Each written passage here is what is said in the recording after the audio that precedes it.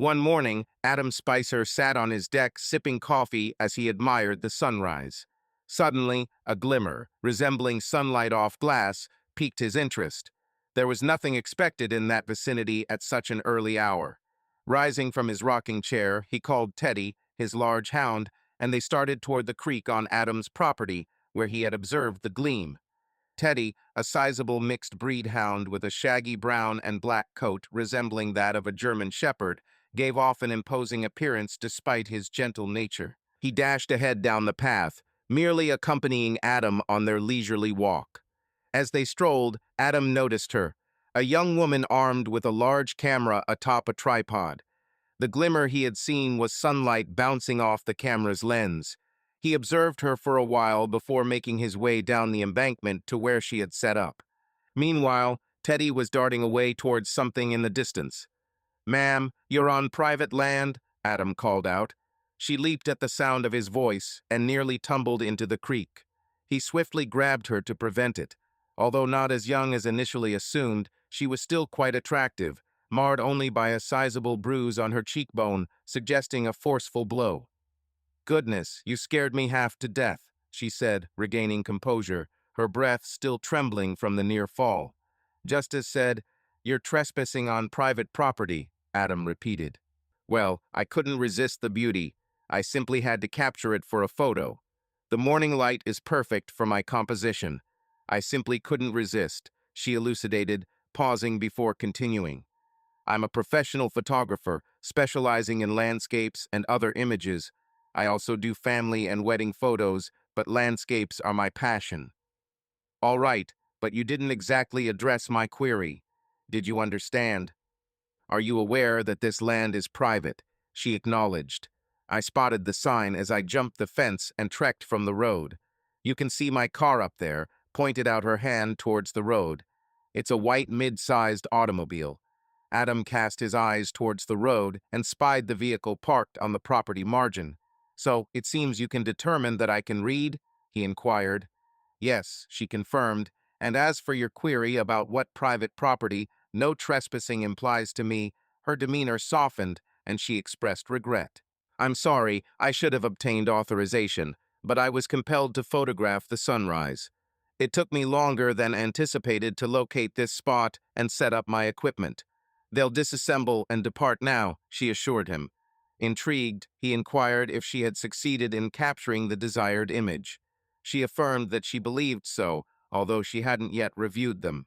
Just then, Teddy emerged from the undergrowth, bounding towards her, causing a startle.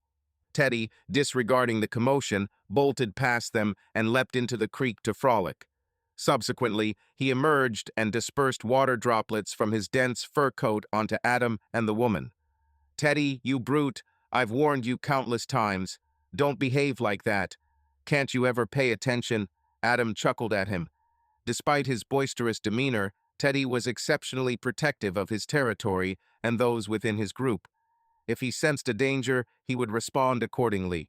However, the woman apparently wasn't perceived as a significant threat. Teddy settled at Adam's feet and gazed up at him, seeming to say, "Didn't I perform well? Isn't that right?" Adam was the owner of this specific piece of land, along with an additional 25 acres.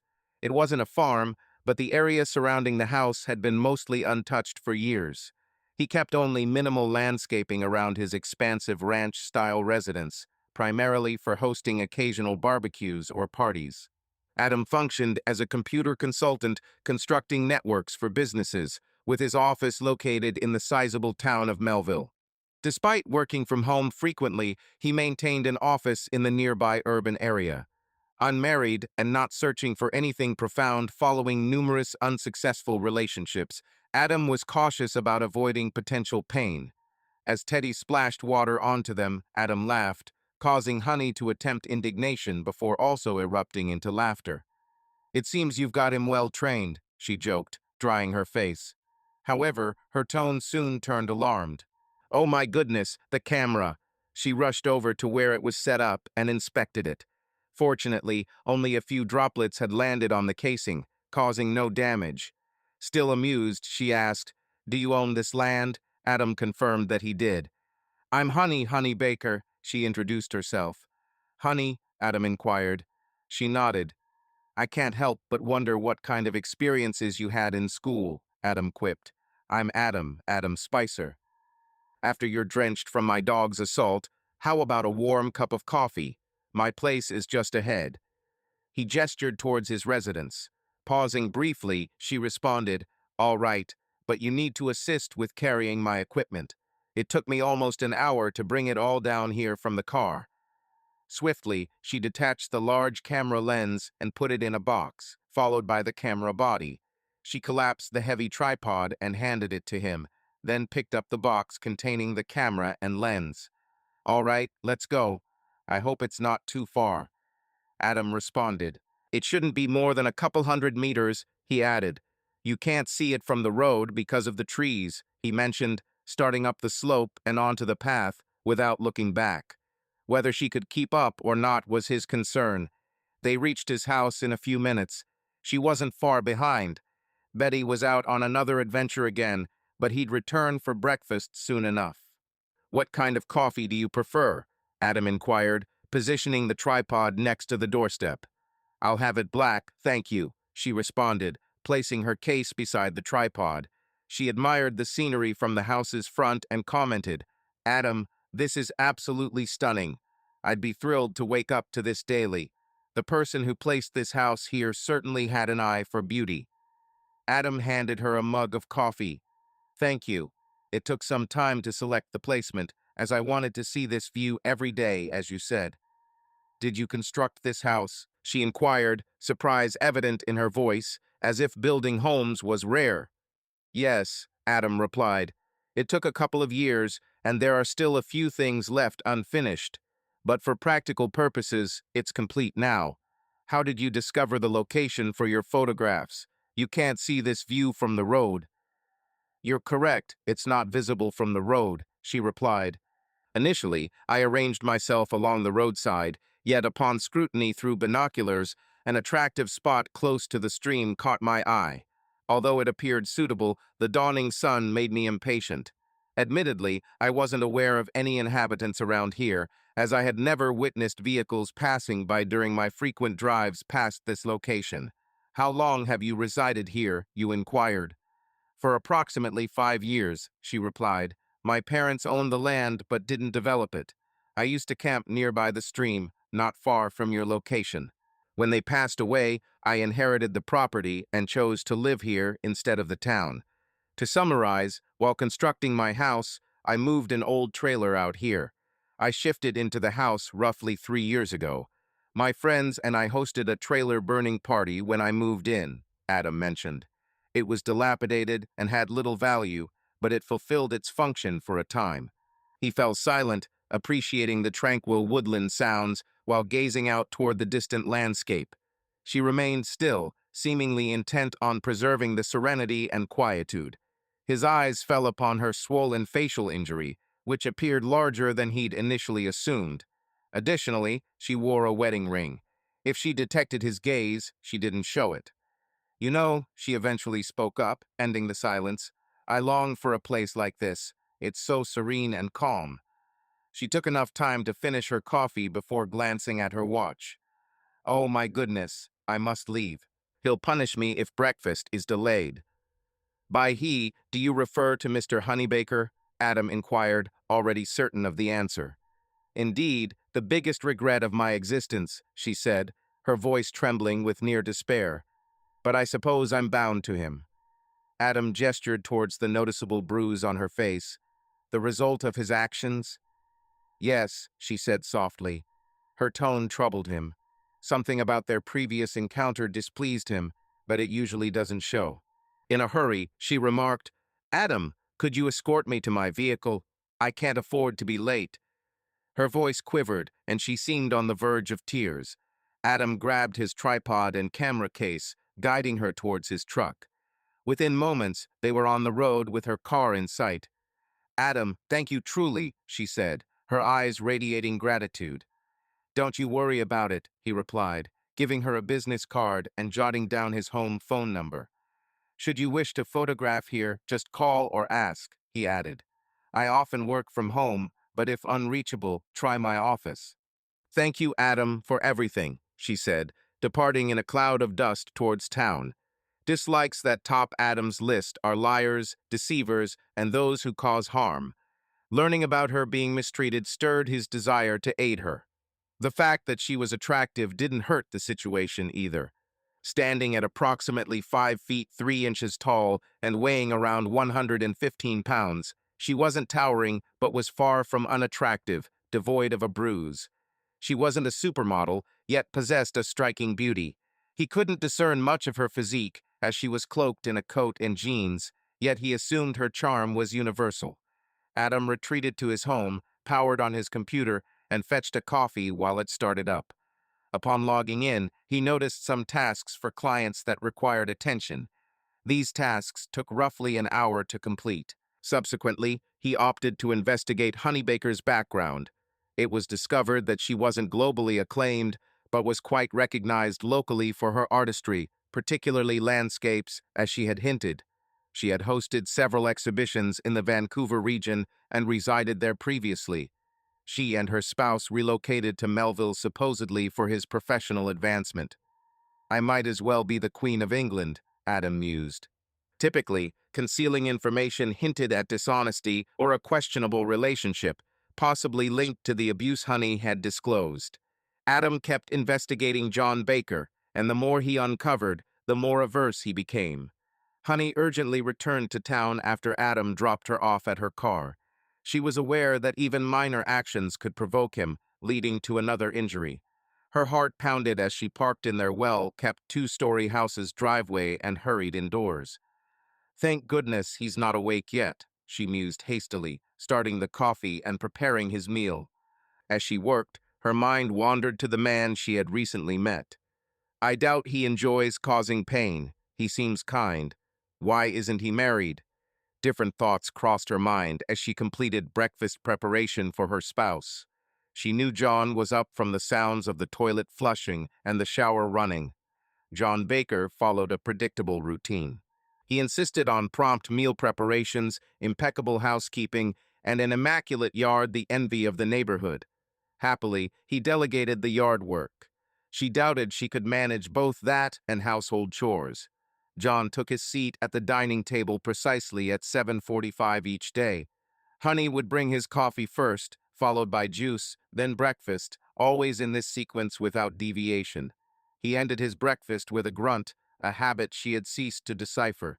As long as he left for work and gave her solitude, she would clean the dishes and kitchen, then move upstairs to change and begin her day.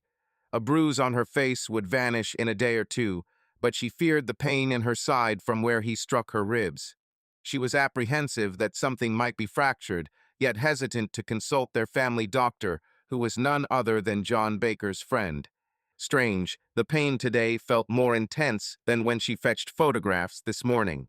Lugging all that equipment from the car might have worsened whatever injury she sustained. After taking a nap, she drove into town for groceries and errands.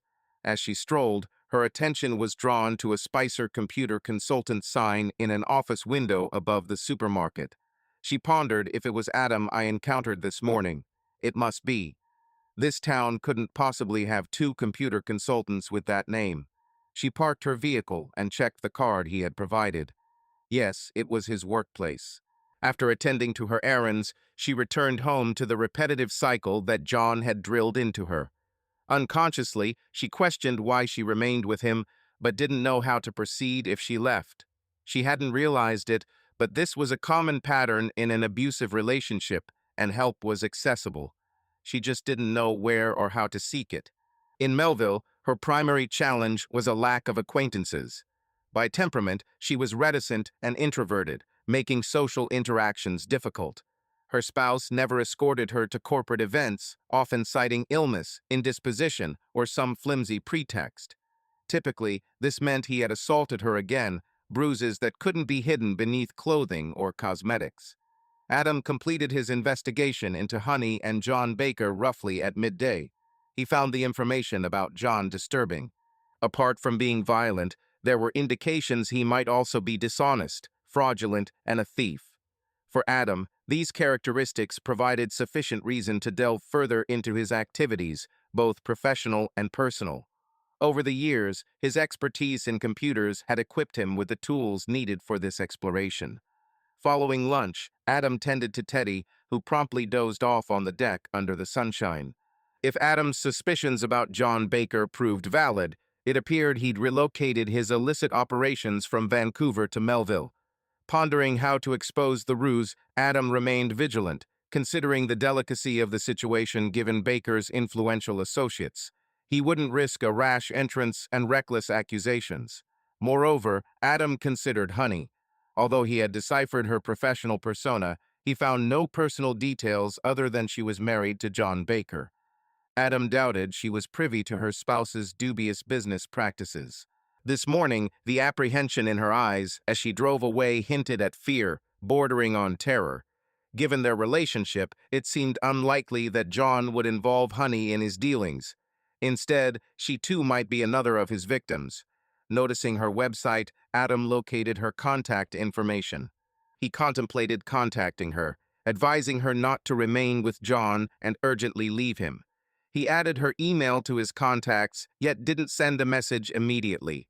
While Honey tidied up after cooking lunch for her spouse, he appeared preoccupied, though she would never inquire about the reason. She resumed using her computer and started editing the pictures she had taken earlier that day. She was convinced her husband remained unaware of her leaving home, let alone driving on a secluded road so early in the morning. It was more probable that he paid little attention as long as his routine wasn't disrupted. They hadn't shared a bed for years, and their affection had dwindled considerably. Honey recognized long ago that she and John had never cultivated a loving relationship. Indeed, it wasn't part of his character to care about others beyond himself. Luckily, they didn't have any offspring. Despite feeling unwell, Honey recalled that she had to collect John's dry cleaning. After work, she intended to return home to change before possibly going to an event. She didn't mind, as long as he didn't ask her to come along, which he wouldn't on this particular night due to a visible bruise on her cheek.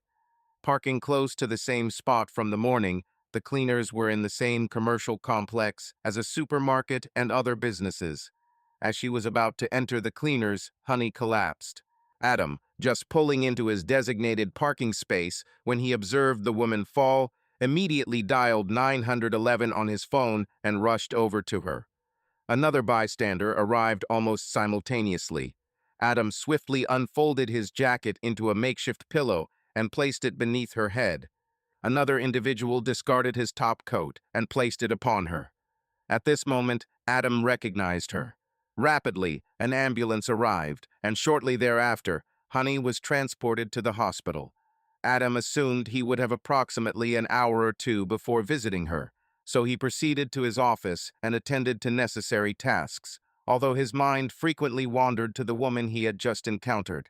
He retrieved John Baker's business contact and instructed his secretary to relay a message that his wife had fainted and been hospitalized.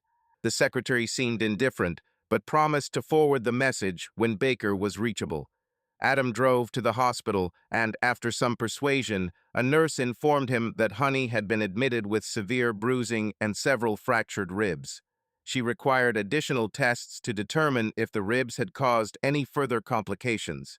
At first, they refused to share any details with him, but upon revealing that he was the one who dialed the ambulance, the nurse conceded. Shortly after, Adam stood at a private room's threshold, checking if she was conscious. "How are you feeling?" he whispered.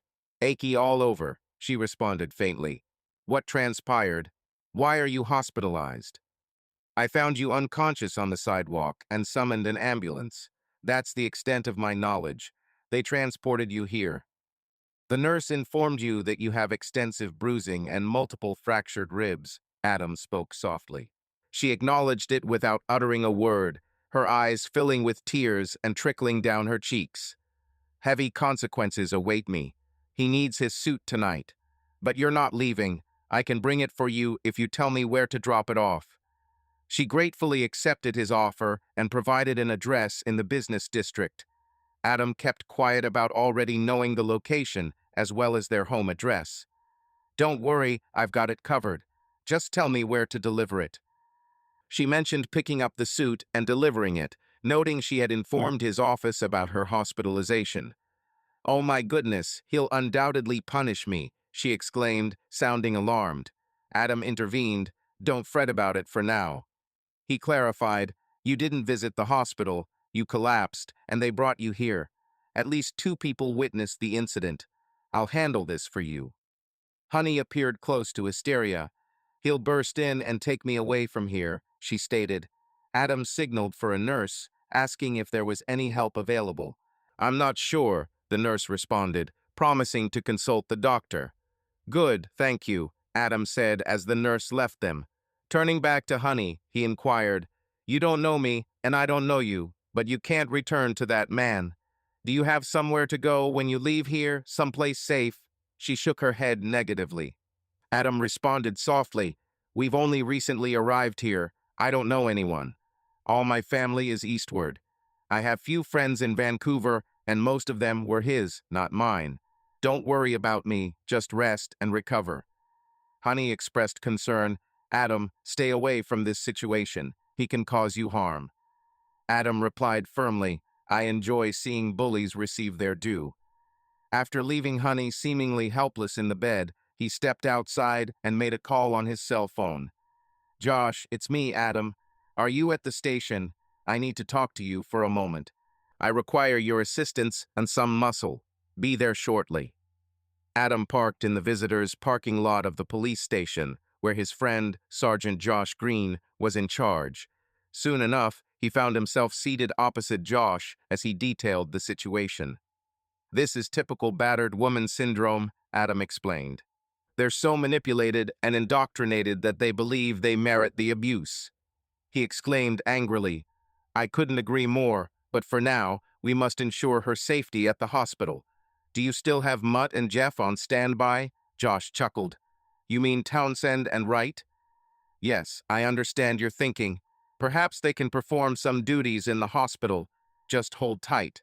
I'll check if they're around and free." Josh stepped into his office and addressed his secretary. "Ask Joe to confirm their availability and update me. Once available, I will fetch them along with a few others to guard her room. In the meantime, I plan to contact the women's shelter." "Josh, I doubt she'll go to a shelter. If she goes into hiding, he'll track her down somehow. Maybe it's time for me and Teddy to host a guest. I'll approach her. Meanwhile, I promise to carry out an errand for her." Jill popped her head in the office and informed with a grin that Mutt and Jeff would arrive soon. Josh thanked Jill, then addressed Adam. He proposed setting up shifts to guard Jill's hospital room by claiming threats against her life.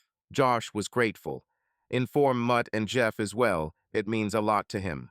Adam departed from the detachment to fetch Honey's dry cleaning at the mall. The store owners recognized him, so no issues with pickup. It was approaching 5 when Honey said her husband typically returned home, so he headed to the house instead of Baker's office. He arrived just before Baker did. As Baker parked, Adam emerged from his truck and approached him. "Your wife is in the hospital," Adam explained. "She requested I give this to you." "Foolish woman, can't do anything right," Baker grumbled. "Who are you?" "I witnessed her fall on the sidewalk downtown and called for an ambulance. They're keeping her overnight at least. My name is Adam Spicer." "Understood. What do you want?" "What's the cost for your service?" "There isn't any, they included it in your bill. I'm just returning the favor, nothing more. By the way, I have an event with the mayor tonight."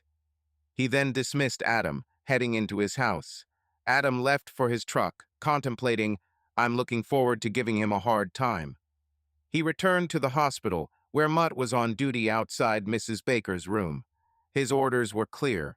Honey Baker was under protective custody and couldn't be moved without police permission. Adam peeked in and found her sleeping. "Thanks for this, Mutt. The lady really needs our help." "Constable Townsend, but Mutt to friends," replied his friend. "The boss informed us about the situation. Anyone who attempts to move her without the boss's approval will have a terrible day. We don't tolerate domestic abusers either." Adam remained unfazed. Mutt was approximately 63 years old and weighed a substantial 250 pounds. Adam, having witnessed him in action, felt no apprehension regarding potential confrontations. His colleague, Jeff, alias Auxiliary Constable Wright, wasn't far behind at around 61 and roughly 230 pounds. As auxiliary constables, they formed a powerful and imposing force when the situation demanded it. Adam returned home to feed Teddy and devised the demise of John Baker. He contacted his sister to ask if she could visit for a couple of weeks. There might be a female house guest in need of assistance. Adam, Sheila, his elder sister, inquired, "What fresh trouble have you landed yourself in this time?" Honey was injured after being physically assaulted by her husband, with broken ribs among other injuries. As Adam sipped his wine, he contemplated their morning encounter and wondered how she managed to transport equipment from the highway despite her condition. This was just another enigma to unravel. He then noticed Sheila talking again. "Once you're certain if she'll stay with you and your large dog, do let me know," she said. "I can make it in a couple of days. Thanks, dear sis. Greetings to Jack and the children. I hope this is temporary, but one never knows. Take care, Adam. Remember to keep me updated either way." "We will. Thank you again, sis. Love you." He ended the call, reassured about accommodating space in his house, as it boasted 5 bedrooms spread across 2 separate wings. The corridors from these rooms led to a central pod housing the kitchen, dining room, living room, and office. Sheila and Honey could utilize the west wing, which contains 3 bedrooms. Adam's spacious master suite occupied the eastern wing, sharing space for a smaller 5th bedroom. It was some time since any woman resided in the house. Unfortunate with romance, Adam had encountered disappointment thrice. First came Nancy, moving in post-construction. They acknowledged their short-lived future. Nancy made it clear that her stay was temporary, merely a seasonal arrangement. She arrived in October and departed in April. Adam foresaw this goodbye, yet felt sorrowful as she left. Warm, nurturing, and companionable, she was missed on her journey to new experiences. Adam welcomed her return anytime. The second blunder was with Janice, who took advantage of Adam during his vulnerable phase post-Nancy's departure. In the absence of lasting love, Adam resigned himself to solitude. Adam didn't fully grasp Janice's demanding nature until she started criticizing his work hours. Her complaints upon his return from work were intolerable if he had to work late or overnight. It eluded her that earning money was necessary to purchase the items she desired. One December afternoon, she departed while Adam was at work, and honestly, he was relieved. Her continuous requests for attention wore him out.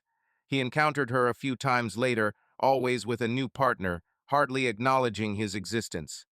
It was discovered that she had cycled through multiple relationships, both married and single, only concerned about the funds they could spend on her. Following an affair with a town official becoming public knowledge, she left the town. The last woman he knew her to be involved with was Megan. After Janice, Adam kept to himself for roughly a year before meeting Megan at a friend's dinner party. She was amiable with his friend's wife, and they seemed compatible. Adam brought Megan to his house several times, and they seemed compatible. Their relationship appeared to be progressing positively, with Megan displaying competence in home management. Adam began to contemplate the possibility that she could be the right one. 6 months after their initial encounter, he invited her to move in. During the first 2 months, everything ran smoothly. They adjusted well, and Megan seemed to appreciate the tranquility of the countryside away from the urban bustle. However, Adam noticed alterations. Initially, these were minor. He found her lying about her whereabouts and activities. It wasn't significant, but a sense of discomfort resurfaced. One January afternoon, Adam informed Megan that he had to travel out of town for business overnight. This occurred occasionally, so she didn't react unusually. He prepared his bag, bid her farewell, and left for town. But as soon as he reached his office, his client rescheduled their meeting for a week. After wrapping up tasks at the office, Adam chose to catch Megan off guard by returning home earlier than expected. Upon reaching the residence, he spotted an unrecognized car parked in front of the garage. He maneuvered his truck silently into a parking spot without being heard, then entered the house, bracing himself for an unpleasant scenario. Inside, Megan and another individual were found in Adam's bed, still partially dressed but engaged intimately, oblivious to Adam standing in the doorway due to their intense focus. He discreetly retreated to devise a new strategy. Given that his driveway was partly gravel and had steep sections, it posed no challenge for Adam with his robust four-wheel drive truck. However, this would be troublesome for Megan's companion, who drove a standard, two-door, two-wheel drive sedan. Adam resolved to make their departure more challenging. Realizing Megan was departing with her partner, taking only what she initially brought, Adam decided to secure the car. He ascended towards the driveway entrance, where his loader was stored. He activated it and shoveled several snow loads onto the driveway, rendering it nearly inaccessible unless one possessed a robust four-wheel vehicle or the loader itself. Following this, he maneuvered his truck to push the car into a snowbank alongside the driveway, ensuring it became thoroughly trapped. The car sustained some minor damage, but Adam was certain it wouldn't be readily apparent. For now, the pair had other matters to occupy their thoughts. Having executed this facet of his scheme, Adam parked his truck in the garage, secured it, and ensured the tool shed was also locked. He then entered the house, producing customary noise as he moved around. The only audible sounds were those emanating from the bedroom. He strolled down the corridor, paused at the entrance of the bedroom, yet neither noticed his arrival home. Adam ventured to his study, retrieved a compact digital camera, then resumed in the bedroom, starting to snap shots. Megan abruptly recognized his presence and shrieked. The male companion, taken aback, attempted to escape the bed, anticipating Adam's wrath. "You both have exactly 15 minutes to pack up and depart," Adam declared, his tone devoid of emotion, making the situation even more distressing. Megan started sobbing, and Adam's voice remained unwavering as he persisted, "This isn't what you think. The man with you is in my bed. Gather your belongings and leave." The male companion was huddled in a corner, frightened to move. Adam departed for the kitchen. 14 minutes and 45 seconds, he remarked as he passed by, maintaining a calm demeanor. "Megan, please," she attempted, but soon understood he was ignoring her. Megan and the man began collecting their belongings and preparing to leave. "Oh my God, he's insane. He'll kill us," the man stated. "Gather your things," Adam responded, keeping his voice steady. "I hope you manage to escape." "Let's discuss this instead," Megan pleaded, starting to worry. She wasn't certain how she could fit everything into the suitcase she had brought, given there were more items she needed to leave behind. Adam remained silent. He picked up the suitcase on the floor and strode down the hallway to the door, tossing it out into the snow. Upon returning inside, he retrieved a large trash bag. Without uttering a word, he went to Megan in the bedroom, who was still struggling to close her second suitcase, and began stuffing her items into the garbage bag. Once filled, it joined the suitcase outside in the snow. Adam briefly took note of George's predicament, still attempting to free the car from the snowbank. Regrettably for him, they could walk to town instead. Adam refused to aid them. Instead, he retrieved Megan forcefully, pulling her down the hallway towards the door. He tossed her coat at her and shoved her boots in her direction. He fetched another suitcase from his bedroom and threw it out, adding it to her possessions scattered in the snow. Now, Megan was openly sobbing. No one had ever held her responsible like this before. She typically relied on her charm and personality to escape difficult circumstances, but this was a harsh wake-up call, particularly at such an inopportune moment. As soon as she exited through the door, Adam swiftly shut and locked it. He ensured all other doors and windows were secured too. Only then did the gravity of the situation dawn on him. He settled at the kitchen table, put his head in his hands, and resolved to live independently. No more romantic entanglements for him. A short while later, there came a thudding on the door. Adam glanced and saw Megan standing outside. Adam sternly instructed them to leave his property immediately after opening the door. However, they pleaded for a tow truck since their car was stuck. Unfortunately, there was no cell service, leaving them stranded. Megan was on the verge of tears and begged Adam for help. In response, he warned that if the car remained on his property by morning, it would be seized and impounded. Adam reiterated this threat when Megan persisted and closed the door again. Realizing Adam wouldn't assist them, Megan attempted to leave with George. They discussed their options, which were either a 5-mile walk towards town or 4 miles uphill, since they lacked appropriate footwear for such treks. Megan grew frustrated when George questioned whether Adam would help. "Are you arriving?" An hour later, Italy turned dark. The gravity of the situation was dawning on Megan. She was beginning to acknowledge that she had committed a significant error.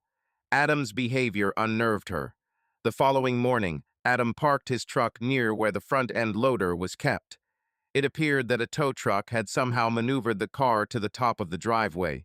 He wasn't certain how or when, but he hoped it had cost them significantly.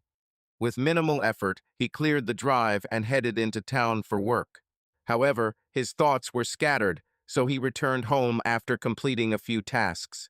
There were numerous messages from Megan, all expressing regret and stating it was a mistake. He deleted them. One message from George threatened that Adam would get his due. This message was also deleted. Adam wasn't overly concerned about George or any potential repercussions. Adam walked into the bedroom, removed the sheets and blankets from the bed, and took them to the laundry.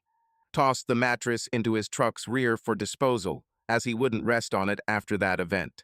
Discarded a few items left by Megan in the trash bin. Shortly after Megan departed, Teddy came and moved in with Adam.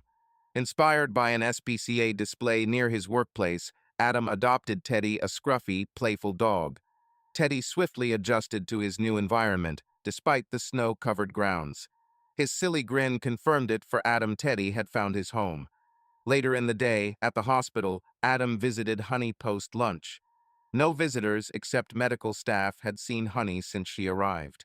Upon entering the room, Adam discovered Honey awake and asked about her well-being. She seemed weak and tiny lying in the bed. "I'm all right as long as I don't laugh," she responded, her voice sounding more robust than the previous day. "All right, let's avoid any jokes then." He regarded her with sincere concern. "You can't return to him. At best, you'll only continue to be a target for his abuse. At worst, he might end your life gradually." Adam attempted to hide his worry while expressing his genuine concerns about the potential outcomes. "I understand, and I cry. I know, but I don't know what to do. I have nowhere to go," she sobbed. "Once the doctor says you're better, he'll take you to my place. My sister has promised to help care for you. Then we'll decide our next steps. The immediate goal is to get you away from him. You'll be safe there too. It might be hard for him to find you." "I can't," she began. "Yes, you can and will. Once you recover, we'll focus on the future. For now, let's concentrate on getting you out of his reach. Your primary task is to recover sufficiently to depart from this place. No objections." "Very well, but only until you're restored." Honey continued to sob softly, puzzling over why this large, kind man would aid her.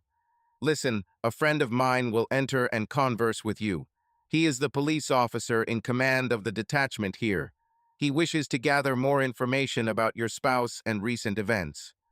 Adam spoke softly. "Oh dear God, I couldn't. I can't discuss such matters with the police. Look, you may not realize it now, but you are breaking free from him. My sister and I will ensure you no longer need to fear him. My friend Josh will be visiting you later today to converse. Simply respond truthfully to his queries and allow him to proceed." "Very well," she seemed to waver, hesitant to inquire. "May I request your presence too, if desired? Now, get some sleep. I must contact my sister and bring her here." Josh patted her shoulder and exited the room. Jeff was just returning from the cafeteria with a cup of coffee. "Jeff informed you that Honey is terrified of her husband, whom neither of them knows. If this man attempts to approach or enter where Honey is, use whatever force is necessary to keep him away," Jeff instructed. "He has previously spoken with Josh, who wishes to remain uninvolved. Unless a doctor or nurse is involved, no one else will be allowed entry." Jeff seems calm, but he possesses great strength. He and Mud have a wager about who gets to confront this man first. Adam trusts that Honey will be protected. After calling his sister from his office, Adam was told by her husband, Jack, that Honey was already en route and expected to arrive at his place in 2 days. Smiling, he knew she understood him well. Later that day, he sat in the hospital room while Josh delicately questioned Honey about the abuse she had experienced. From the latest, the nurse present with him fluctuated between paleness and flushness, responding to his responses. Adam felt an icy wrath surging within him. If it was his final act, he would ensure Baker paid for this.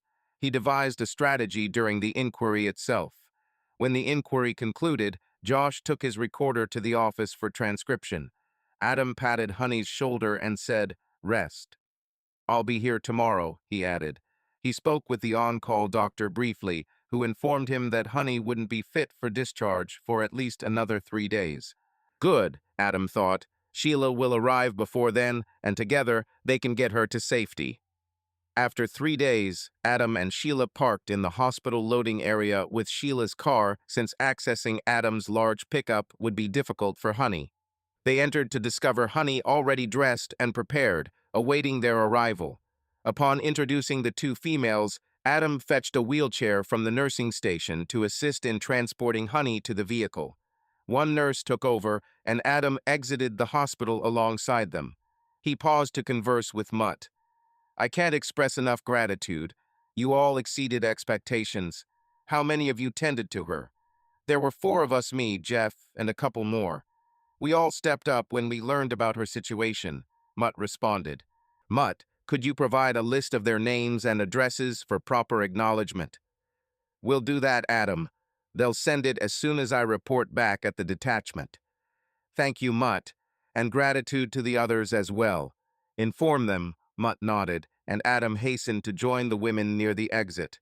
He assisted Honey into the back of his sister's car and settled in the front passenger seat. Sheila refused to let him drive her car, instead driving towards the property herself. "Leave me here," Adam suggested. "Walking will prevent any potential pursuers from following us unless they're on foot. They'll walk down to the house."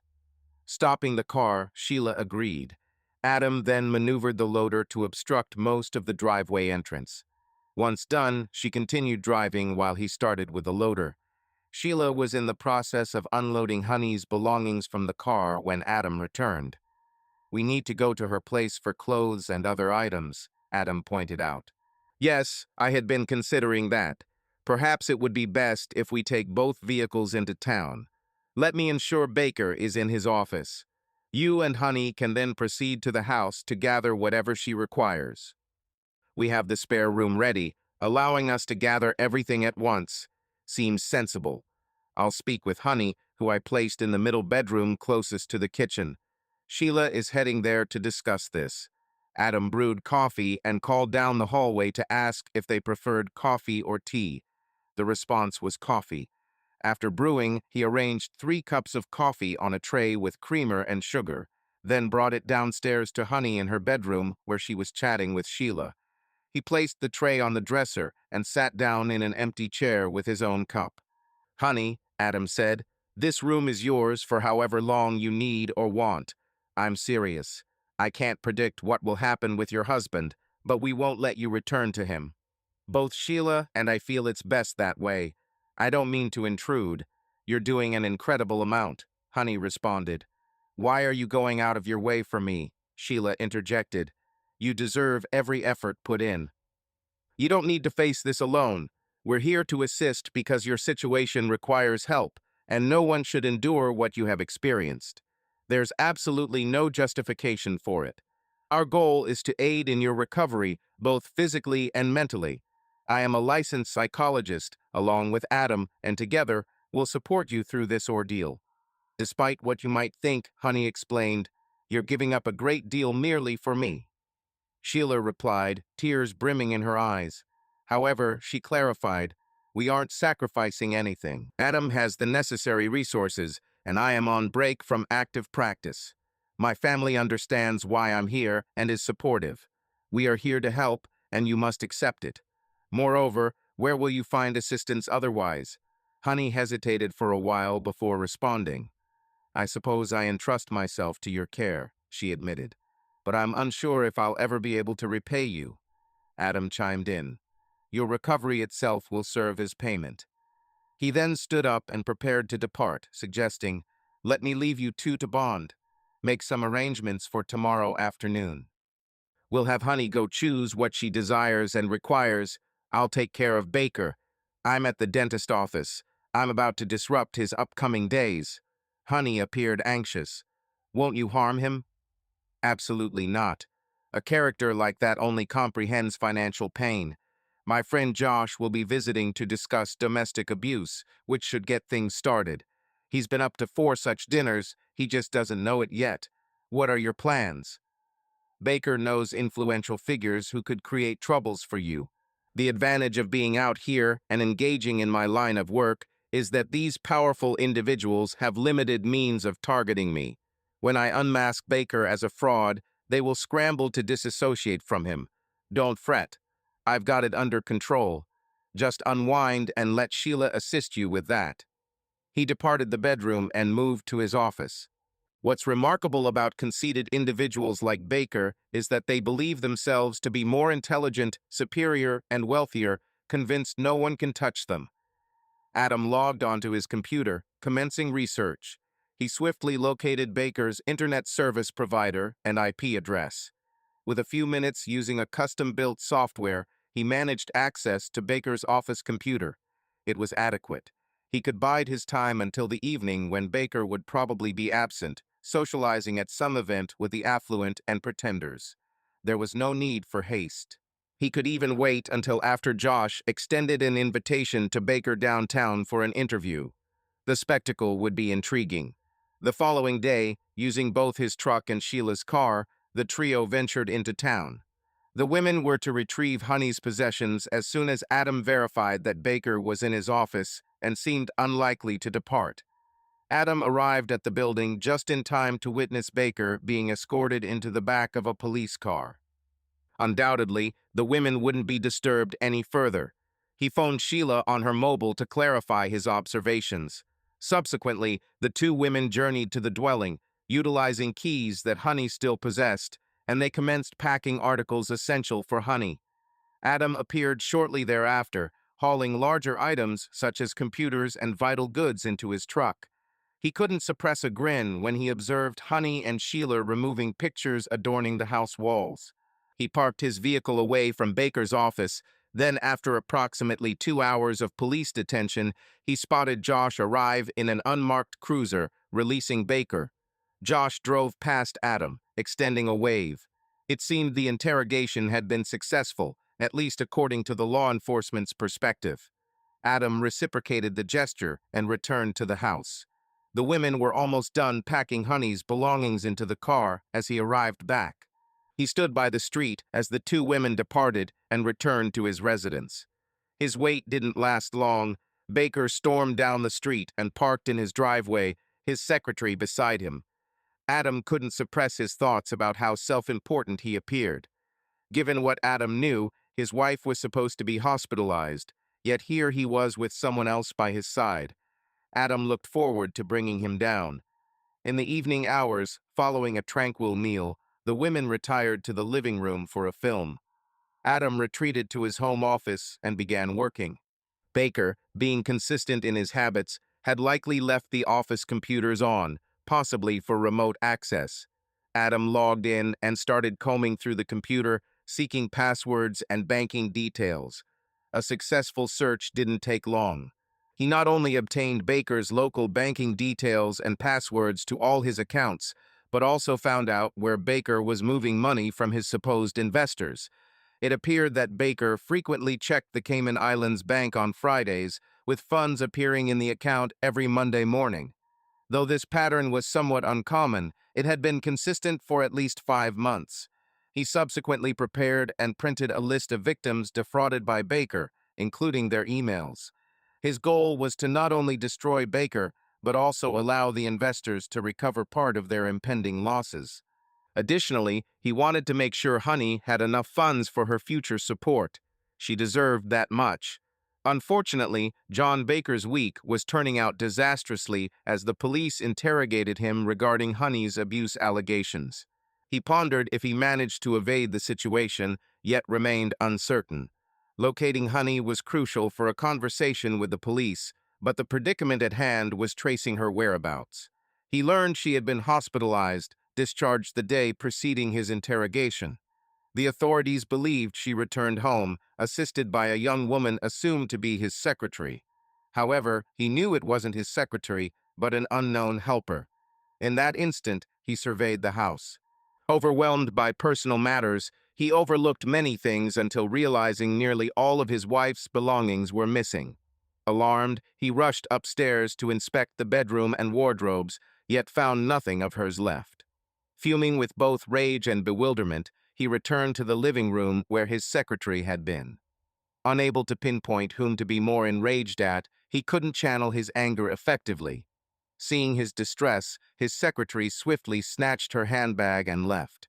Unwilling to get entangled in his meltdown, she strolled the street to a close-by store and summoned a taxi to the police station. Simultaneously, Baker, distraught like never before, had intended to attend a mayor's function that evening with his assistant, aiming to mingle with potential new financiers. However, none of the females he usually leaned on were available, leaving him to face the event alone. His mind was consumed by thoughts about his wife and her whereabouts. Meanwhile, Adam established a disposable email account to reach out to Baker's investors, advising them to scrutinize their association with him and probe keenly about the supposed audited reports he had submitted. Additionally, Adam infiltrated Baker's Cayman Islands account, altering the signing credentials, thereby blocking Baker's access to his own finances, preventing any further deposits or withdrawals from the account. Content with the current situation, Adam ensured exclusive access to the Cayman account before turning off his computer. With Baker engaged elsewhere and many investors likely attending an event that night, he anticipated no immediate turmoil. Unbeknownst to him, a series of events had already been set in motion, starting with a doubtful investor. Adam's email had sparked reaction, setting things in motion. Upon waking the next day, Adam discovered the women's bedroom doors shut. Alone with his thoughts, he retrieved a beer and ventured onto the patio, taking a seat in a deck chair. Teddy approached and rested his large head on Adam's knee, seeming to ask for a pet. As Adam contemplated his next steps regarding Baker, his intention was not just to financially damage him, but to destroy him entirely. After gaining access to the federal no-fly list, Adam added Baker's genuine details, full name, date of birth, and passport number, and falsely included him due to suspected ties with a terrorist organization. This was intended to prevent Baker from leaving the country in case of escalating circumstances. Subsequently, Adam contacted Baker's credit card issuers, reporting the cards as stolen using information he'd collected from Baker's computer. Satisfied that arrangements were in order, Adam established an account at a Cayman Islands bank under a fake identity, planning to transfer funds from Baker's now inaccessible account into this one. A portion of the money was meant to partially reimburse what Baker had stolen, while another part would be allocated to an account in Honey's name at another bank as a substantial initial fund for her future endeavors.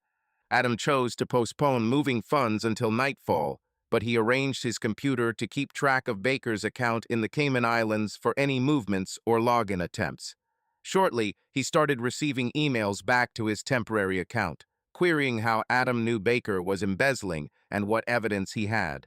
Anticipating these queries, Adam included a copy of the report that investors received, demonstrating their true investment account status in his response. After wrapping up work for the day, Adam joined the women on the patio who were savoring coffee and the scenery, not necessarily in that sequence.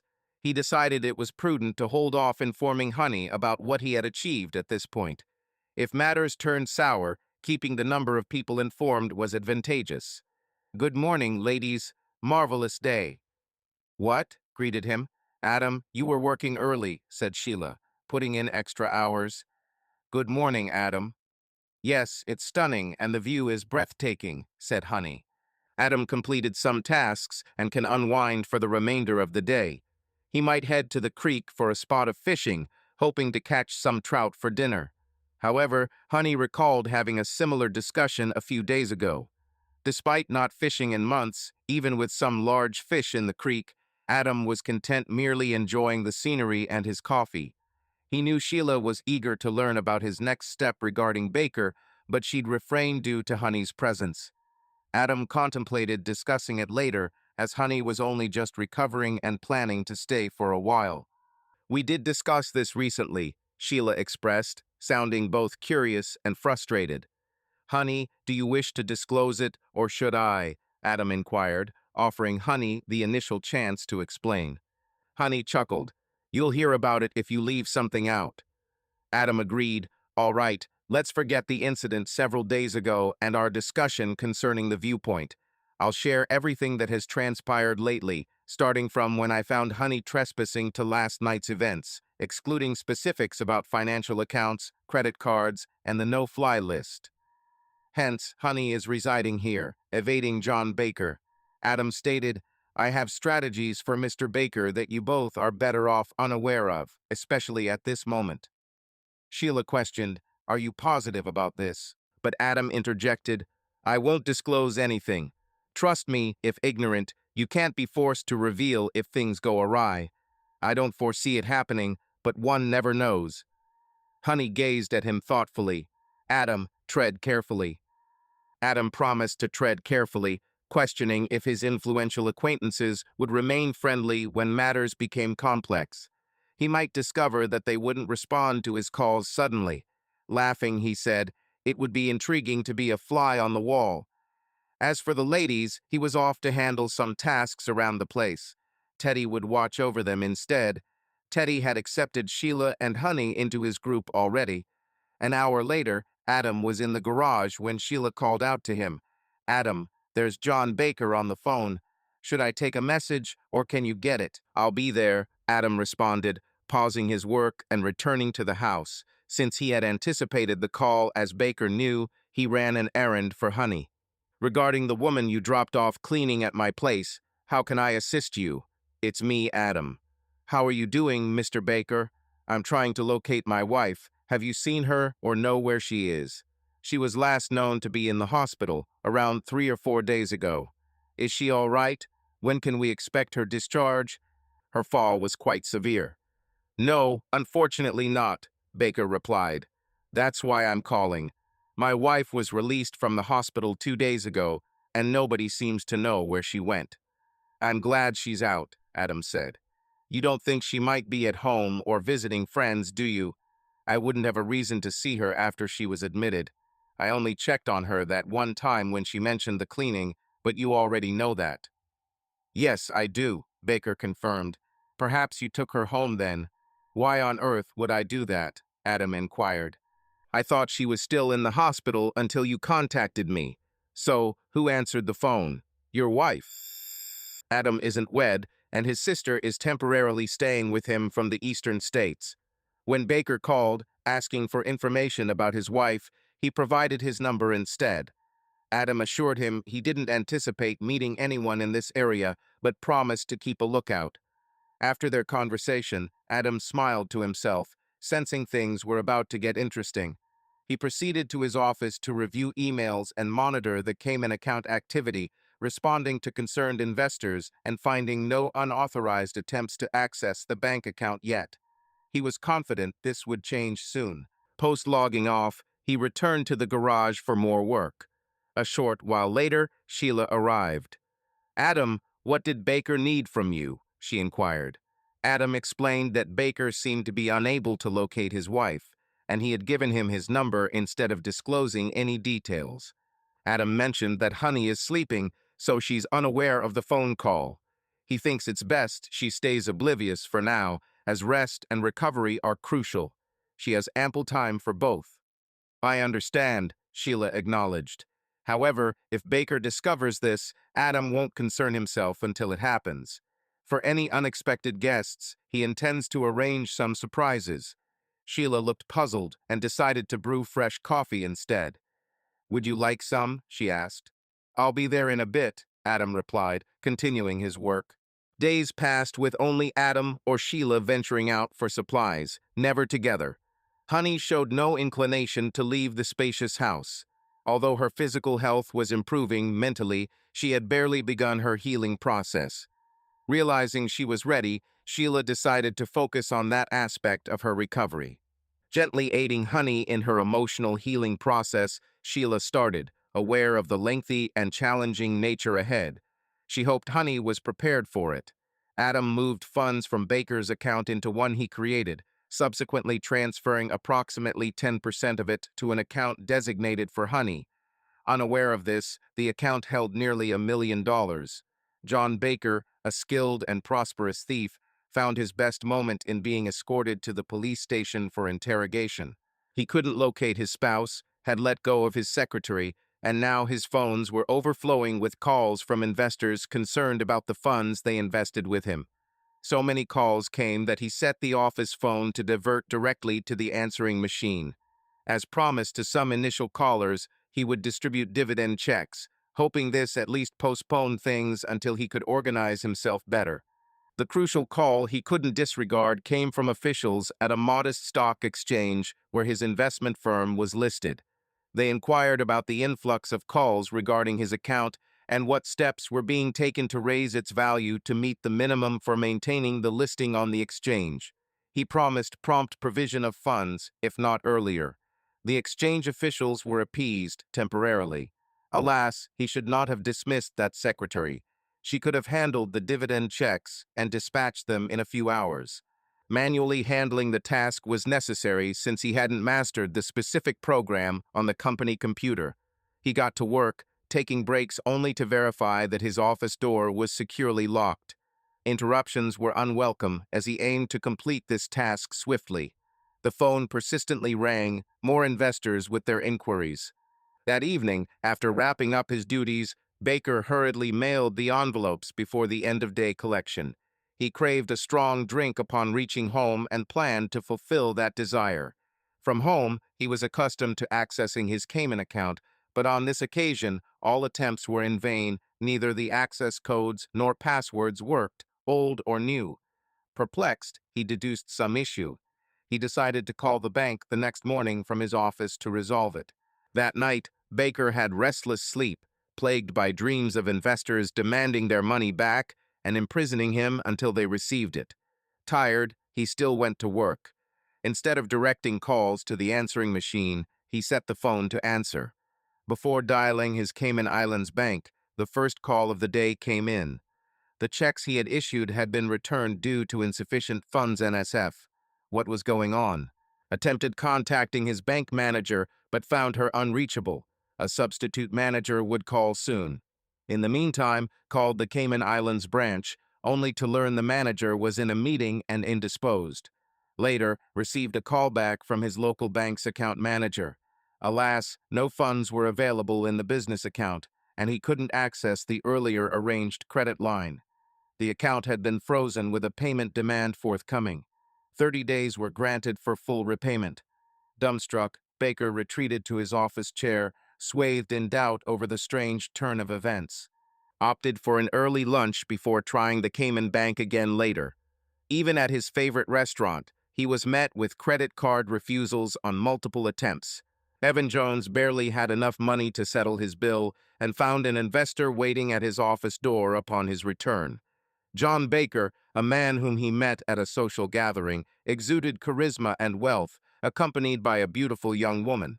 Intrigued, Evan invested nearly half of his portfolio with Baker's company. He's no fool. Evan had climbed the ladder in life through intelligence and caution. A few days prior, he received a suspicious email prompting him to independently investigate. The chartered accountants supposedly auditing Baker's company were not auditing it at all. They hadn't even heard of it. Of course, Baker didn't respond to his phone call the day before, raising 2 red flags. To make matters worse, he received a dividend check from Baker that was returned due to insufficient funds, another red flag. Now, Evan wasn't just concerned, he was enraged.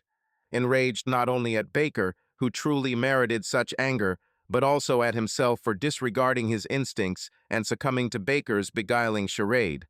Now he was stationed outside Baker's office, enduring a waiting game until Baker returned. Eventually, John Baker appeared.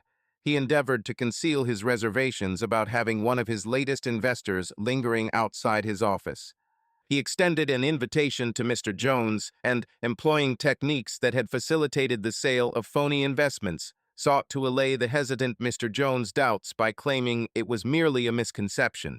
It wasn't until later that Jones discerned that Baker had neglected to address his probing questions regarding the auditors. In a short while after Jones departed, Baker once more secured his office and contacted the bank in the Cayman Islands.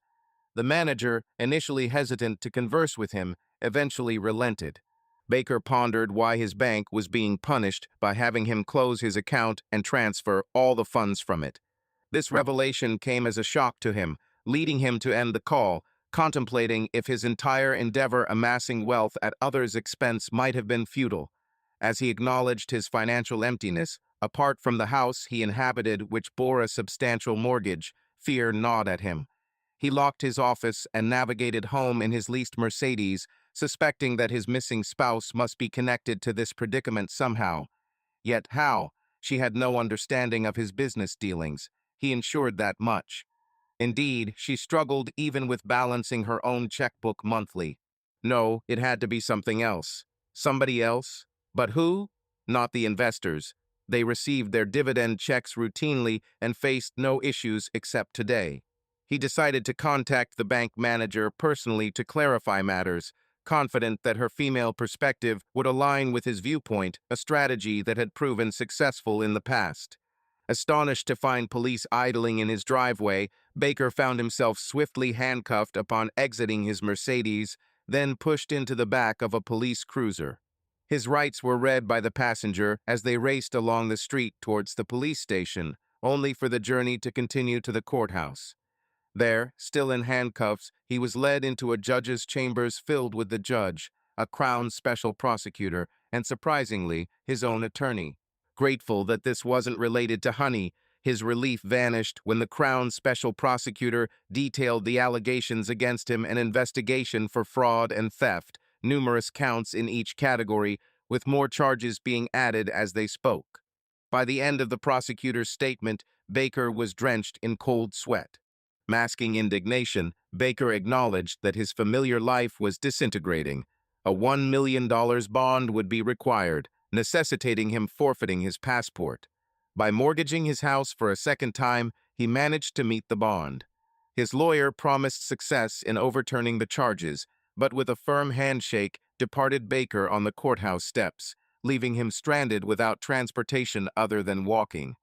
Tomorrow, Baker would deliver the passport to the court, as it was stored in his safe deposit box at the bank. However, this was a deception. Baker intended to flee that very night. As he walked home, approximately 2 miles distant, he contemplated his escape, grateful for having hidden an emergency fund at home. With his passport, he'd promptly secure a flight to South America as soon as he reached home. After that, he aimed for the Cayman Islands to explore what the manager mentioned earlier. He hadn't closed the account and, contrary to what he was informed, thought he still had approximately $10 million in there. Upon returning home, he found his Mercedes being towed away. The driver, accustomed to being mistreated by various individuals, allowed Baker to vent before handing him a copy of the seizure order. His lease payment was overdue. If he wished to talk about it, he could contact the dealership. The driver merely carried out his duties. In a dazed manner, Baker climbed up the driveway, fumbling with the keys and entering his house. Of course, Honey wasn't present. He hadn't seen her since she was hospitalized. He was positive she had no involvement in the recent happenings. She lacked the ability for it. He mixed a strong scotch and phoned Air Canada to book an urgent flight to South America. They had no flights available until 2 days later. Nonetheless, American and United offered daily service to all major South American cities, so perhaps he could book with them. He dialed the toll-free number for American. If he managed to reach Seattle, they had a flight departing for Chile at 1 a.m. the following morning. He needed nearly 9 hours to arrive in Seattle on time for that flight. It was too far to drive, and besides, he didn't own a car. He successfully booked a flight with Alaska Airlines to Seattle, ensuring his timely arrival for the flight to Chile. Easing his mind as things finally seemed to be falling into place, Baker entered his home office and unlocked the safe holding $200,000, his passport, and important documents. Grateful that everything was still intact, he moved to the bedroom and packed a small bag with necessary items for a few days. John Baker locked his home, having no more items to procure at his destination. He summoned a taxi, learning the fee to Kona International Airport would be roughly $150, and a car could arrive within 20 minutes. Satisfied with this information, he drank another scotch and prepared to wait for the taxi one last time. With minimal luggage, the driver didn't assist him. Settling into the back seat, John Baker accepted a journey of at least an hour and a half to the airport, avoiding rush hour. He looked forward to making his flight to Seattle with ample time to spare. Almost 5 hours later, John Baker was unlocking the door to the house he believed he would never enter again. Despite his best efforts, he couldn't persuade officials to remove him from the no-fly list and board an airplane. Yes, that was him. Yes, that was his birthday and passport number, but he had never backed the Tamil Tigers. Despite uncertainty about their identities, the airport staff were both firm and conciliatory. It became clear that Mr. Baker wouldn't be flying to Seattle or any other destination for the night. The situation demanded resolution in Ottawa, a process that could take several days. In surrender, Baker requested another taxi return to Melville. Meanwhile, Adam, Sheila, and Honey were unaware of the predicament John Baker faced. While Adam was privy to the bank accounts and other matters, he lacked knowledge about Baker's specific struggles. However, even after just a few days, he noticed changes in Honey, reflecting an improvement under Sheila's care. A week post hiding Honey from John Baker, Adam received a call from his acquaintance Josh.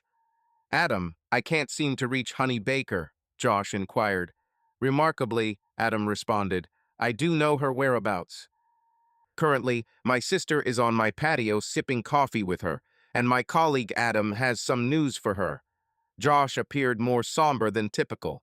He questioned whether he should visit Mrs. Baker at her location or if she would prefer to come to the station. Josh suggested a lunch meeting instead to facilitate their conversation. "Deal, I'll catch up with you later," Adam responded, wrapping up the call. The news could either be favorable or catastrophic, Josh mused.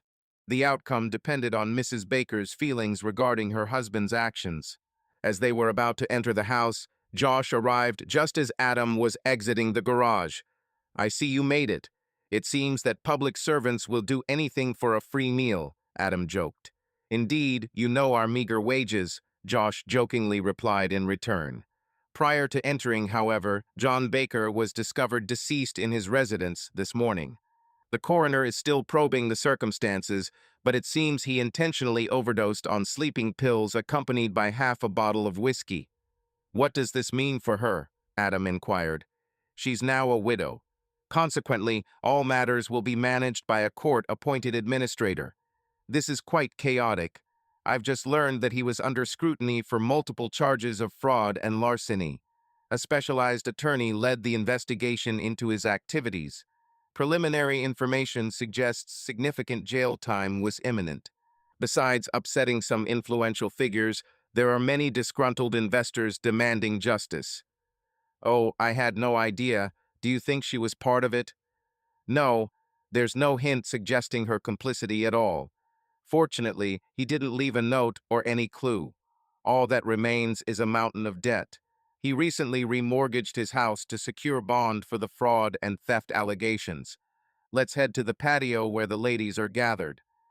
Adam guided Josh across the house and onto the patio. Post-introductions, Josh disclosed the purpose of his visit to Honey, revealing minimal details as more would unfold in the forthcoming days. As the closest relative, Honey needed to make a decision regarding the deceased's remains after the coroner had completed the investigation to verify the cause of death as suicide. Josh promised to contact Honey once all was confirmed for further discussion within the next day or two. Throughout the subsequent meal, Honey remained largely silent and restrained in her consumption, seemingly grappling with the police officer's announcement. She felt neither sorrow nor relief, but rather a peculiar detachment associated with accepting news typically considered distressing. Her predicament was that she didn't view it as particularly negative. Despite wishing to distance herself entirely from Baker, she never desired him harmed.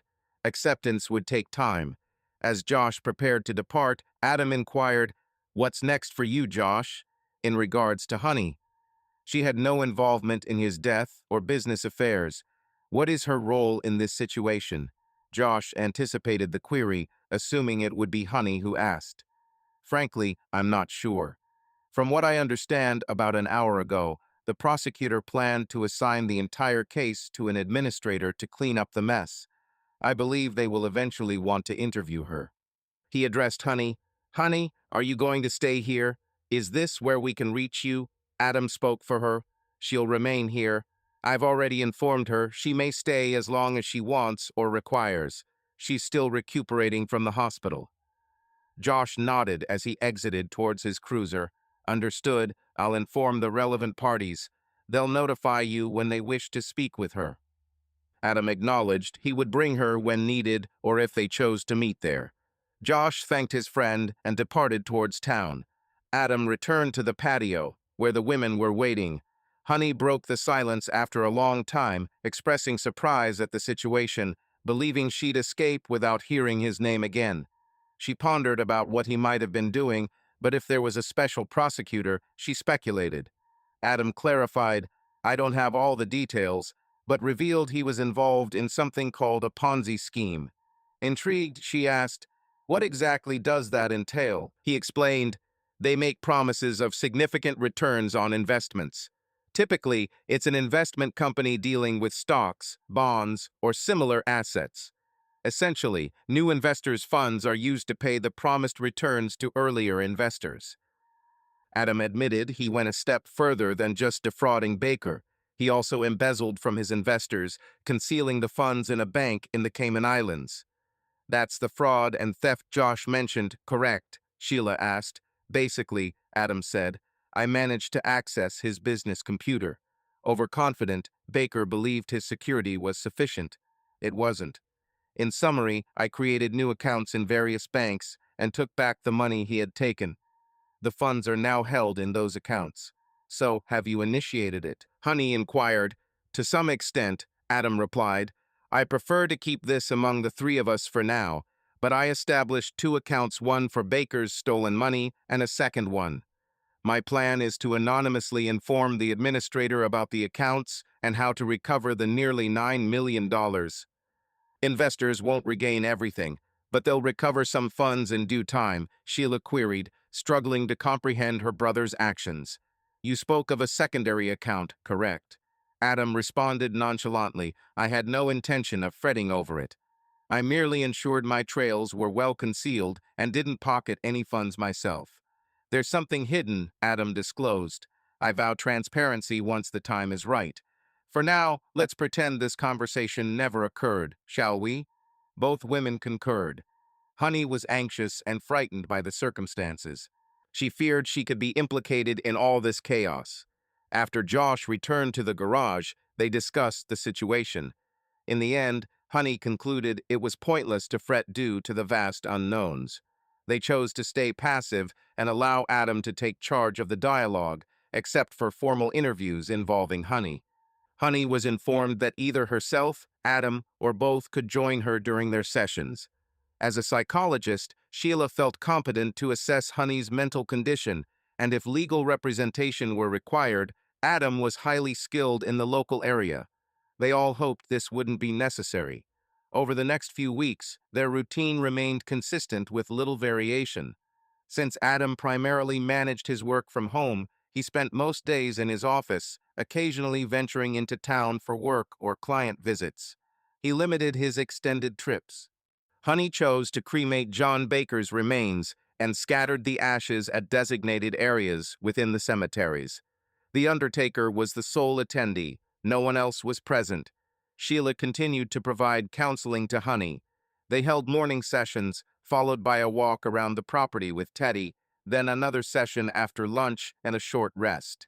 After alleviating John Baker's apprehension, Honey reacted positively and promptly to treatment. Sheila regretted leaving but recognized it was necessary to return home. She longed for Jack and her children. Virtual connections couldn't replace physical presence. They comprehended her need to be there, yet it was time to depart. Adam proposed covering her airfare costs, but Sheila opted to drive instead, anticipating a 3-day journey. Emotions welled up as Sheila said goodbye. She vowed to be reachable for potential interviews. Adam emphasized she would fly if needed and he'd cover expenses. No disagreement. Sheila embraced Honey, whispering, "Look after my little brother. He values you dearly, and I know your feelings are mutual." "Let things unfold naturally," Sheila whispered softly. Honey returned the hug without a word, her expression communicating everything. Adam escorted Sheila to her car. "Is there anything similar to your tasks I can assist Honey with?" "No, I believe I've done most of what I could. The rest is on her. She can contact me whenever she has questions. It seems like she just needs to complete the work we discussed." "All right, sis, I trust you. I'm not sure how I could ever repay you for this. You've gone far beyond my expectations, much further than I imagined." Adam opened the car door for Sheila and gave her a warm embrace. "Please take care of Honey and yourself. You know she cares about you, right? Really cares about you. Just be kind to her." Sheila reciprocated the hug, got into her vehicle, and drove away, barely seeing the road through her tears.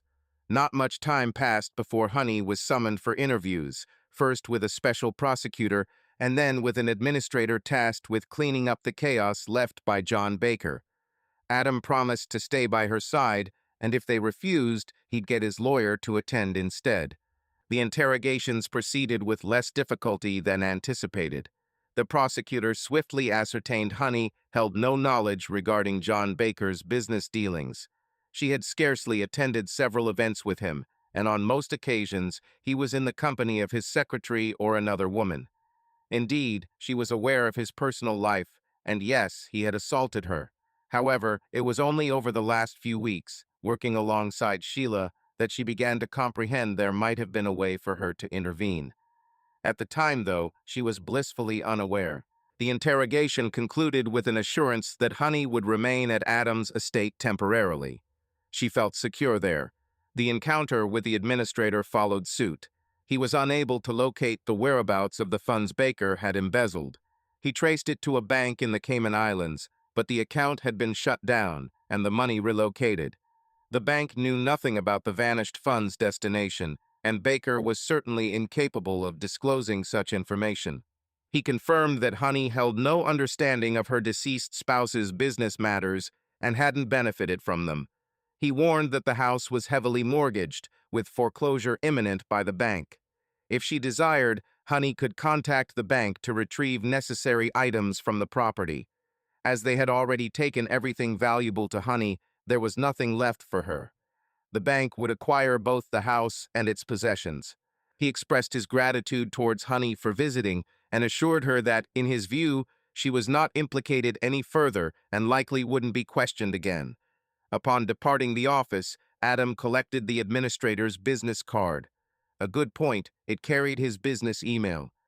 "Well, Honey, since you're now a free woman, how about we grab some lunch?" Adam joked, chuckling.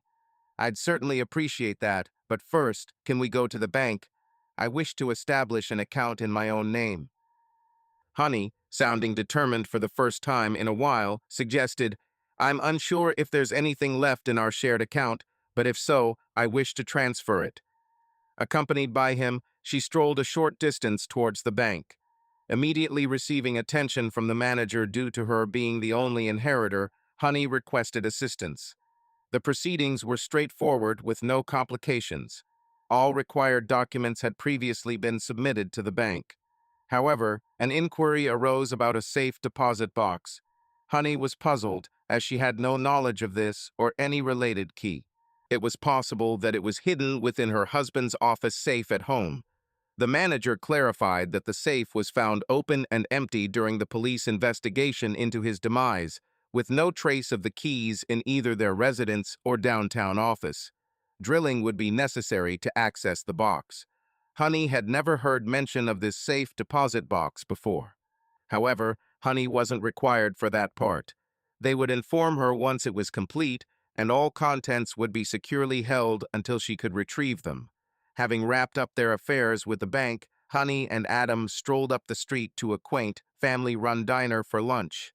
They took a seat in a booth, placed their orders with the youthful server, and Honey mused, "Adam, this whole situation feels like a dream.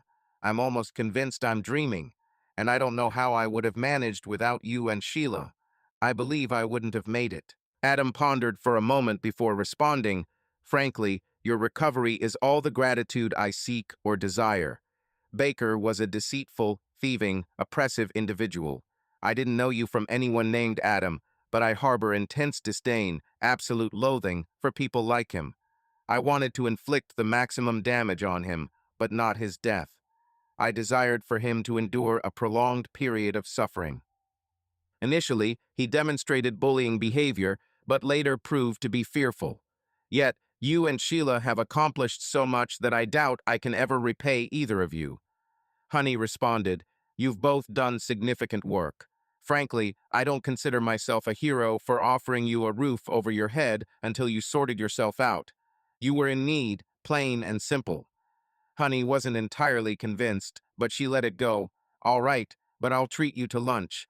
Since the bank granted me access to all my checking account funds, around $5,000, at least I can afford that. Then, I suppose I should start hunting for an apartment. All right, have lunch on me. As for the apartment, I suggested you could stay with me whenever you desired or needed to. Now that I have some money, I don't want to be a burden anymore." "$5,000 won't take you far," Adam said plainly. "That might cover a few months of rent and groceries. Look, you're not a burden. Let's first ensure the situation stabilizes before focusing on accommodations.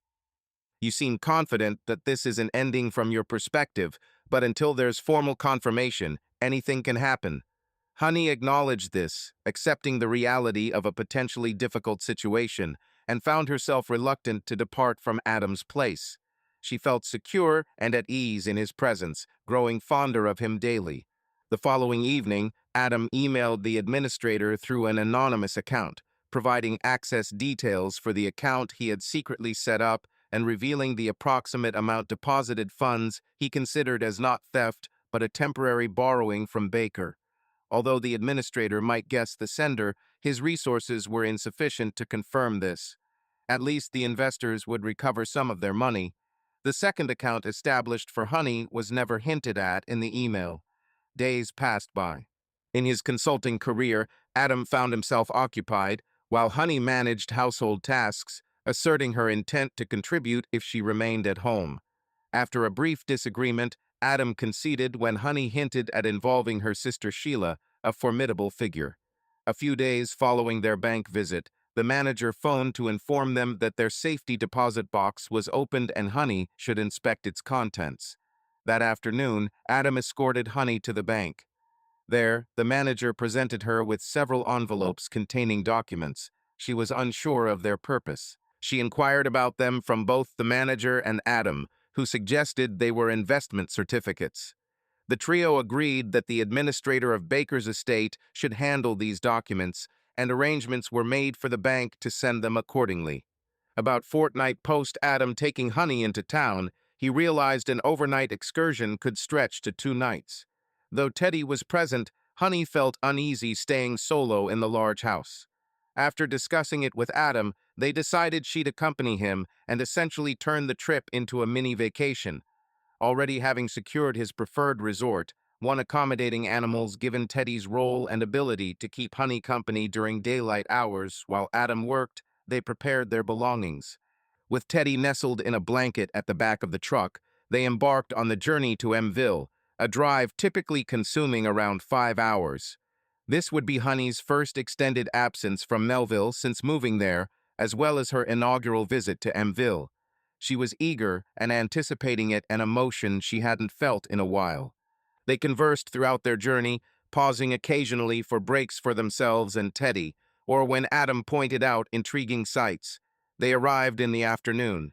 Attempting to acquire an additional unit attached to his hotel room, Adam found that all accommodations were fully booked in town due to a local festival.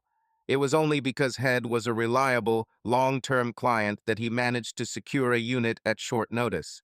With no other option, they would have to share the space. Upon entering the unit, Adam noted its comfortable furnishings, including a separate bedroom with a queen-sized bed and standard amenities. The living area featured a work desk with internet access, a TV setup, a sofa, an armchair, and various coffee and side tables. "Honey, you can have the bedroom.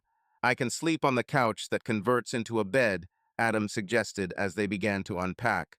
"No, Adam, I cannot do that," Honey replied. "Adam offers the bed while you opt for the sofa, given your early departure for work.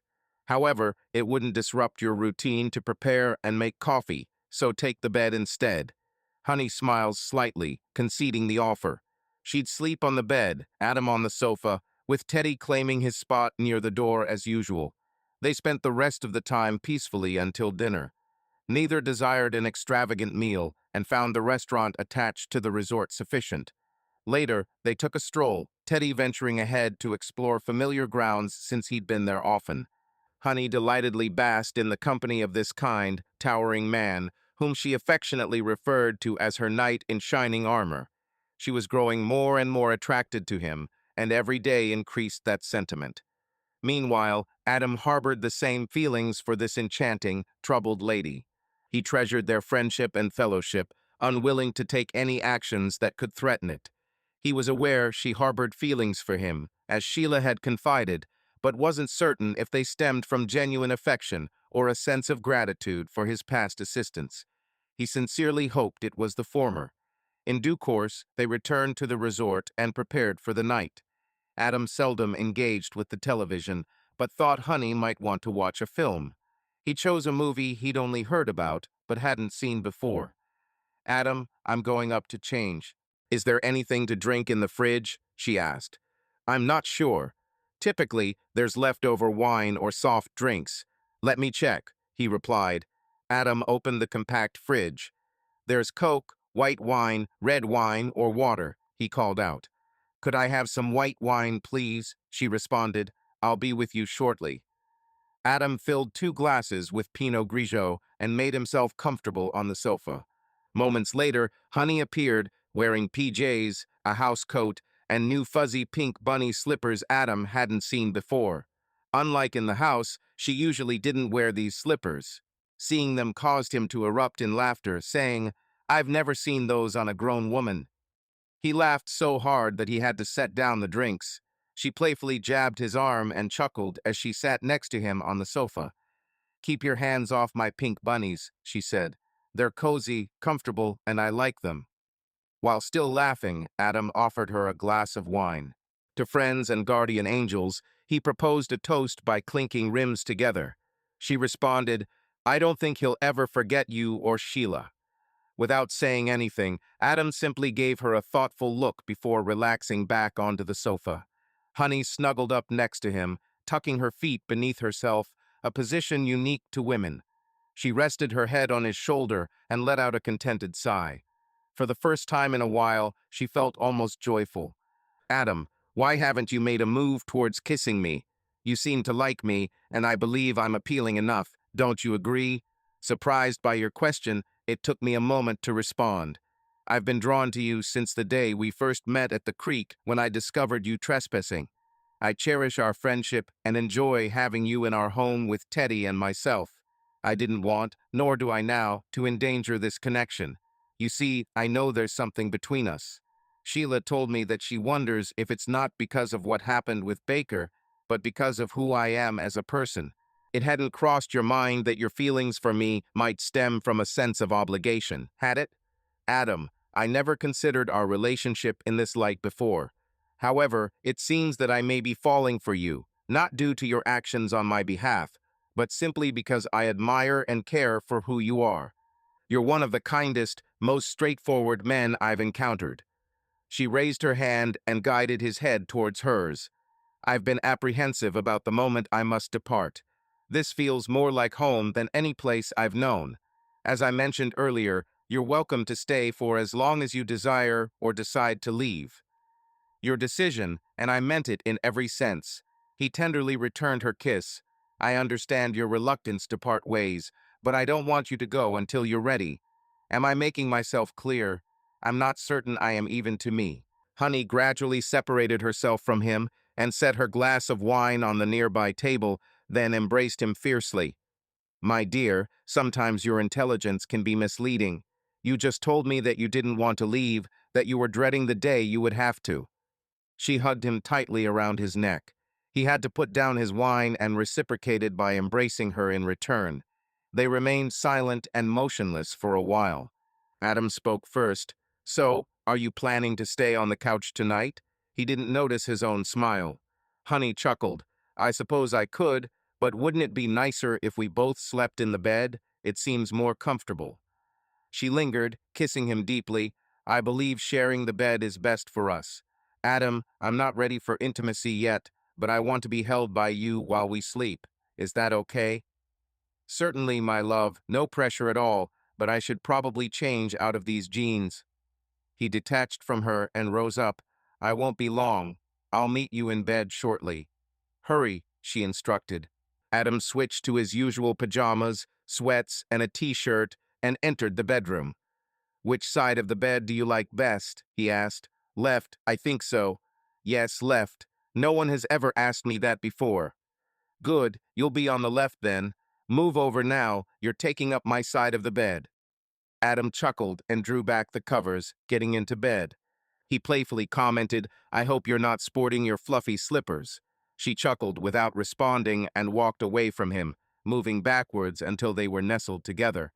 It wasn't clear what he would do with his spare arm until she claimed his hand in hers and guided it around her. Contently, she breathed out, What took so long? Adam whispered softly, Perhaps we were both a little cautious. We've both been hurt too often. Never again, definitely. Honey dozed off, feeling safe in the arms of the man she had grown to cherish. The day dawned prematurely. Adam awoke to discover that their positions had changed during the night. Now he faced away from Honey, and she clung to him tenderly. He handled her arm carefully, not wishing to disturb her sleep, but needing to rise. Work awaited him. He prepared the coffee and took a shower, shaving as the coffee aroma permeated the room. Honey continued to sleep, a faint smile on her lips, softly snoring. Each morning, Adam sipped his coffee and packed up. A client breakfast meeting was next on the schedule, a regular part of his daily routine. Silently, he made his way into their bedroom to kiss Honey goodbye. I'll see you later, my love. One of us needs to go to work. Honey responded by pulling him close and giving him a lingering, affectionate kiss. That should hold us for now, she said. Adam reluctantly left her to rest and headed off to his job. The nightly routine followed suit, with them snuggling before sleep. Adam sensed Honey's hesitation and was fine letting her move at her own speed. Their current situation was more than he had ever dreamt of. When she felt ready, they would advance further in their relationship. He was patient enough to wait. On the third day away, they woke up before dawn. Adam yearned to return home, but Honey was indifferent as long as she was with him. Teddy, too, was content as long as his people were near. They didn't linger on their journey home, arriving in approximately 5 hours. Following a brief coffee break, Adam disclosed that he had to spend a couple of hours at work to complete some tasks. He concealed from Honey, however, his intention to contact the prosecutor and administrator to confirm Honey's complete exoneration and ensure no further actions would be taken against her.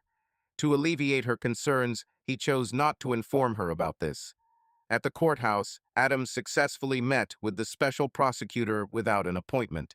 He explained the situation, and the prosecutor promptly assured him that there was no need for any action against Honey. The entire file had already been handed over to the administrator, who would send Honey a letter confirming this using Adam's address. Subsequently, Adam paid a visit to the administrator's office, which was near his own. His discussion with the administrator proved more intricate. $30 million, initially invested with Baker, were yet to be accounted for entirely. Some portions were returned as dividends, while a significant amount was squandered by Baker himself.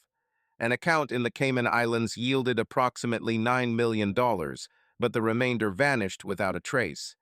The administrator was still assessing how much each investor had received and owed. Upon leaving the administrator's office, Adam obtained an informal assurance that Honey was uninvolved. There were no indications she benefited from Baker's actions. Instead, it appeared likely she suffered indirectly. The administrator anticipated resolution of the situation would take nearly a year. After one final stop, Adam proceeded to his office.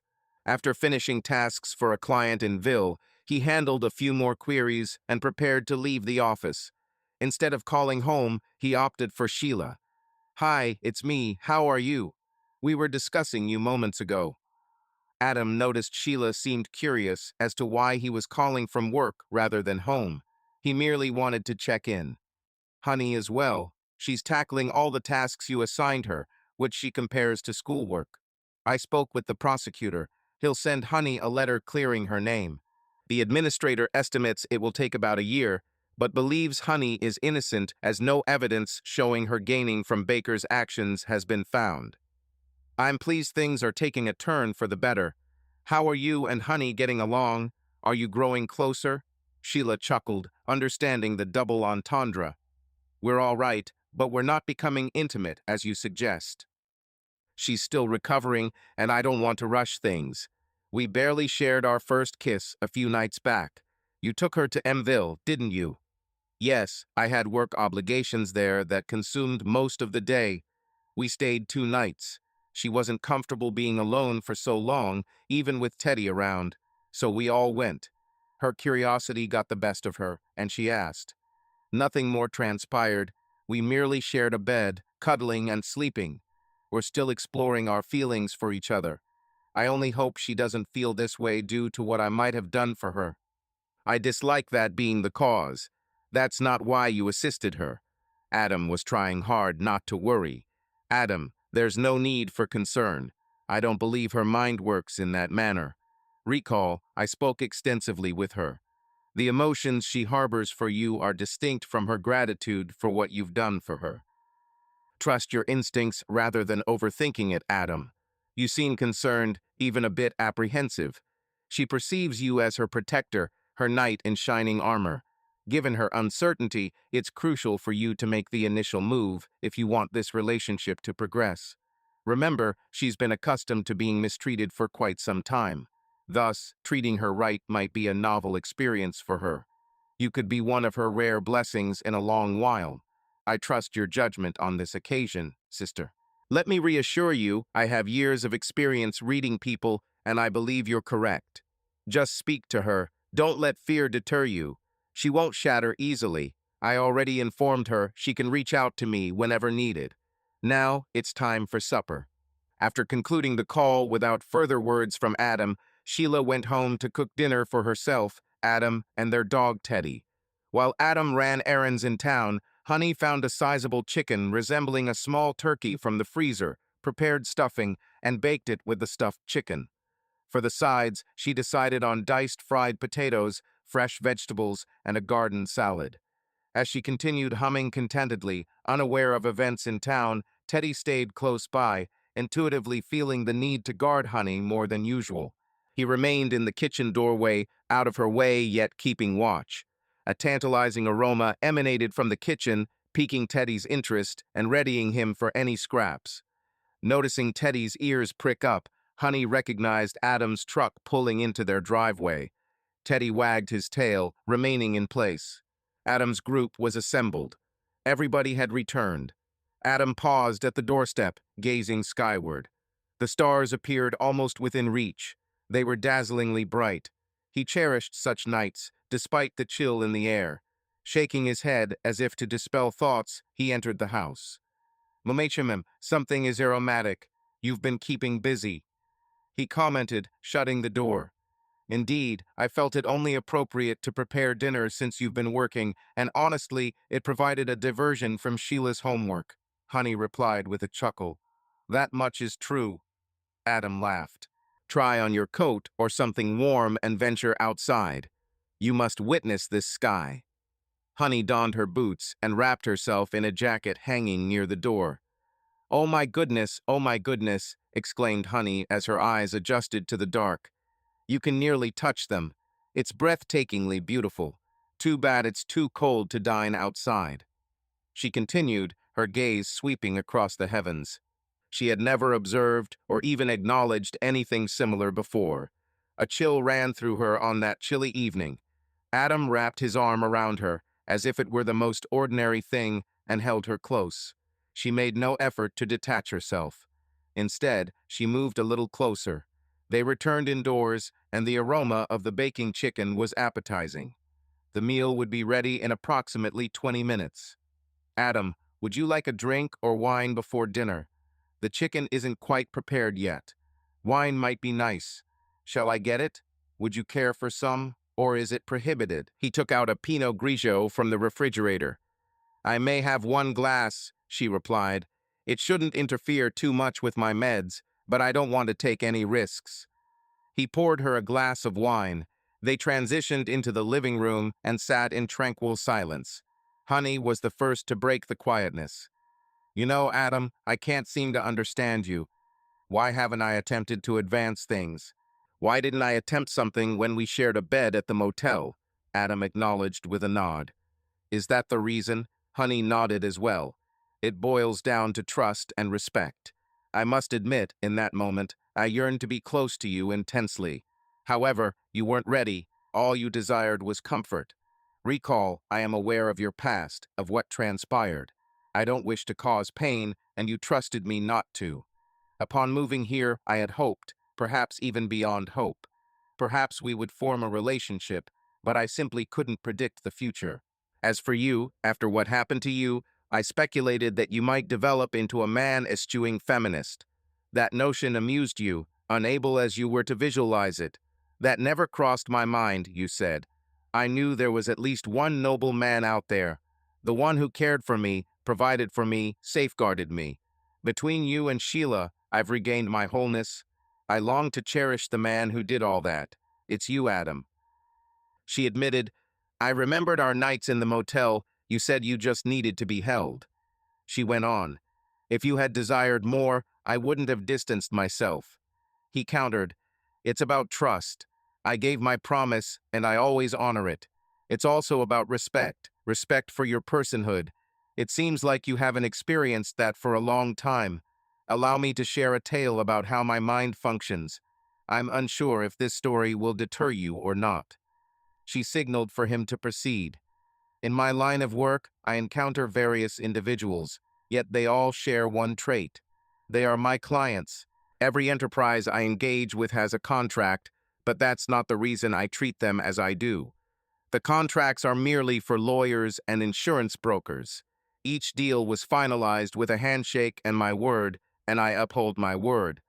That's why I'll abandon everything if one of my clients from afar requires immediate attention.